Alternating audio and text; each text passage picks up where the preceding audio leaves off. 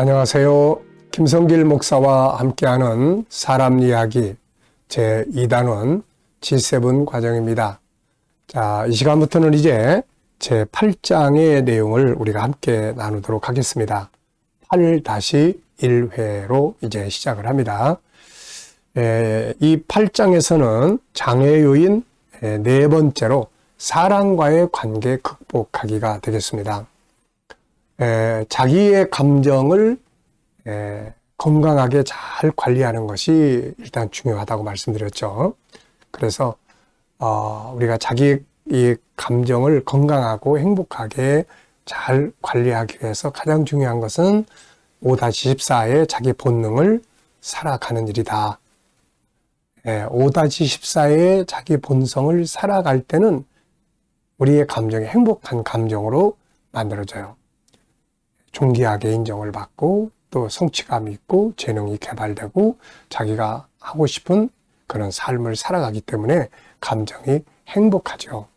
그런데 이제 여기에 이 장애 요인들이 있습니다. 그 5-14의 본능대로 살아가면 좋은데 그걸 살지 못하도록 가로막는 장애 요인들이 있는 거죠. 그 첫 번째는 죄에 대해서 죄가 바로 가로막는다. 두 번째는 잘못된 습관이 가로막고 있다. 그리고 세 번째는 바로 우리의 환경.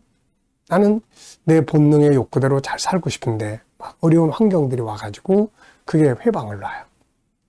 자, 그 다음에 이제 정보, 환경과 잘못된 정보들이 내 안에 들어오면서 내 본성의 욕구대로 살지 못하게 막아버리는 이런 문제들이 있다 하는 걸 우리가 지난 시간까지 살펴봤습니다. 그리고 이제 5-14의 본성을 살아가는데 장애 요인이 되는 네 번째 내용이 뭐냐면은 바로 사람과의 관계예요. 인간관계가 내 본능대로 살지 못하게 가로막는 경우들이 아주 많이 있습니다. 그래서 8장에서는 그 사람과의 관계를 어떻게 잘 만들어 감으로써 내가 살고 싶은 삶을 살아가도록 할 것이냐. 이 부분을 다루게 되겠습니다. 이 책의 교재 페이지로는 145페이지부터 보시면 되겠어요. 자, 여기에 번호는 이제 3번으로 사람으로 인한 장애 요인 극복하기. 그래서 1번 사람으로 인한 장애 요인. 자, 여기에 몇 가지 내용을 쭉 다뤄놨습니다. 자, 부모와 자녀 관계, 부모가 자녀와의 관계 참 좋잖아요. 오히려 부모는 자녀가 살아가고 싶은 5-14를 살아가도록 도와주고 지켜주고 지지해주는 관계죠. 그럼에도 불구하고 이 관계가 때로는 5-14, 내 본성대로 살지 못하는 장애 요인이 될 때가 있습니다. 자, 한번 쭉 보겠습니다. 사람으로 인한 장애 요인. 본성에서 나오는 본능적 욕구를 가로막고 5-14를 말합니다. 유일성, 인격성, 거룩성, 사랑성, 영원성, 이 속에서 나오는 14가지의 본성을 우리는 살고 싶어 해요. 근데 이걸 살려고 할 때 이걸 가로막고 마음을 상하게 하는 장애 요인의 이 네 번째 영역은 바로 인간관계예요. 이 인간관계 속에는 부모도 있고 자녀도 있고 형제도 있고 부부 등이 있고 밖으로 나가면 친구들이 있고 이웃이 있고 직장 동료, 상사, 아래 사람들이 또 있는 거예요. 전에 제가 어느 영상을 듣다 보니까 이제 부모가 은퇴하고 참 이렇게 행복하게 이제 앞으로 인생을 살아야 되겠다 하고 뭐 여유롭게 이제 이렇게 삶을 사는데 그 자녀가 또 뭔 사업을 한다고 그래가지고 돈을 좀 달라고 근데 안 줄 수도 없고 막 이래가지고 자녀가 그 사업에 그 자금을 갖다 다 까먹는 바람에 관계가 막 나빠지고 그래서 막 이 불행해하는 이런 영상을 제가 한번 본 일이 있습니다. 그러니까 때로는 이렇게 자녀가 부모의 행복을 이렇게 망쳐버리는 그런 상황들도 또 생기거든요. 이게 그래서 참 이런 관계들을 어떻게 지혜롭게 잘해야 되느냐 하는 이제 이런 부분들을 우리가 잘 알아야 됩니다. 자, 그래서 이 부모가 때로는 자녀에게는 부모, 부모에게는 자녀, 때로는 형제들, 뭐 때로는 부부, 밖에 나가면 친구, 이웃, 동료, 뭐 상사, 뭐 이런 경우들, 아랫사람들, 뭐 이런. 이들로 인해 좋은 감정이 형성되기도 하지만 나쁜 감정이 형성이 되기도 합니다. 자, 그래서 이렇게 장애 요인이 되는 이유가 몇 가지 있어요. 자, 우선 첫째는 추구하는 가치관이 서로 다르다는 거죠. 이 추구하는 가치가 서로 달라. 사람은 하나님의 형상을 가진 기본적 본성의 욕구들이 있죠. 그런데 세상을 살아가면서 다양한 환경에 의해서 서로의 추구하는 가치관이 다릅니다. 부모와 자녀, 형제가 추구하는 가치가 다르고 직장에서도 상사와 아랫사람이 추구하는 가치와 목표가 서로 달라요. 여기서 많은 갈등과 상처들을 받게 되죠. 예를 들면 자녀는 복지 쪽을 공부하고 싶은데 부모는 야, 너는 법대를 가야 돼.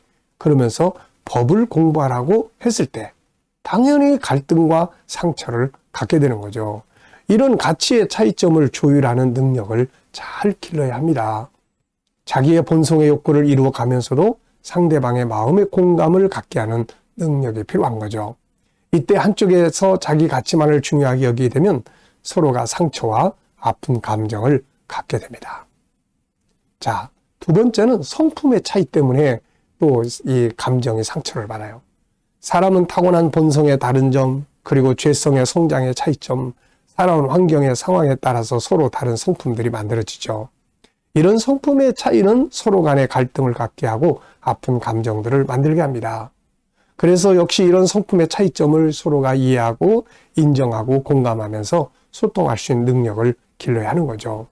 이 능력이 약하면 이 다른 성품의 차이 때문에 분쟁이 일어나고 갈등이 일어나고 아픔을 만들게 됩니다. 이기주의적인 성품과 이타주의적인 성품, 깔끔한 성품과 지저분한 성품, 부지런한 성품과 게으른 성품, 세밀한 성품과 덜렁덜렁한 성품, 사랑하는 방법의 차이점 등이 결국은 이 감정을 상하게 하게 하는 거죠. 그래서 이런 성품들을 서로 조율하는 능력을 길러야 서로의 감정에 상처를 주지 않게 되는 겁니다. 그래야 자기의 감정도 평안하게 만들 수 있고 상대방의 감정도 평안하게 만들 수가 있죠. 세 번째는 생활 방식의 차이점이 또 부딪히게 돼요. 생활 방식의 차이점 역시 많은 문제를 만들어냅니다. 한 사람은 스포츠를 좋아하고 한 사람은 드라마를 좋아한다면 TV에 채널을 놓고도 갈등하고 다투죠.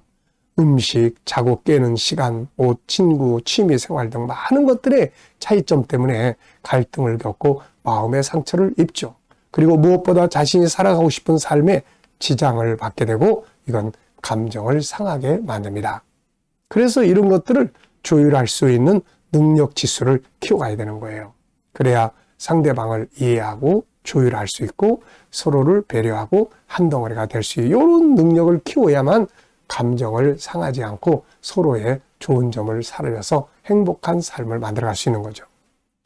네 번째는 처해 있는 환경의 차이점이 있어요. 서로 살아가고 있는 환경, 일터의 환경, 인간관계, 살고 있는 집, 경제력, 학력, 신분 등 다양한 환경의 차이가 갈등과 아픈 마음을 만드는 요인들 중에 하나입니다.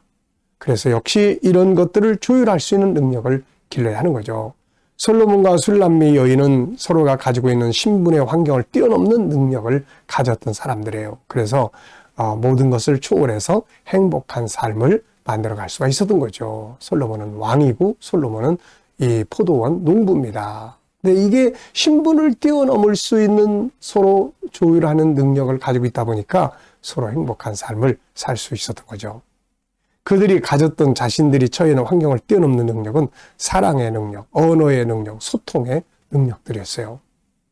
자, 다섯 번째는 이제 소통의 장벽의 문제가 또 감정을 상하게 합니다.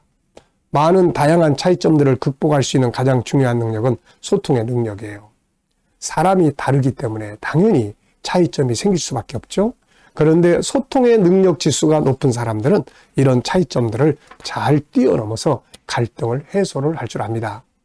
상대방의 본성적 욕구와 자신의 본성적 욕구를 서로 충분히 소통하면서 이해하게 하고 공감하게 함으로써 서로의 행복을 만들어 나가게 되는 거죠. 그래서 소통의 능력을 키워야 하는 겁니다.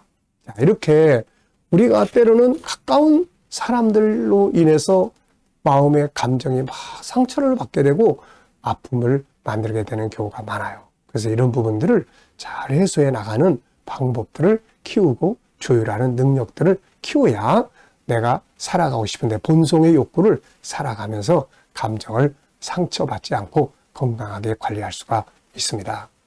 자, 이 시간은 여기까지 하고 마치겠습니다. 감사합니다.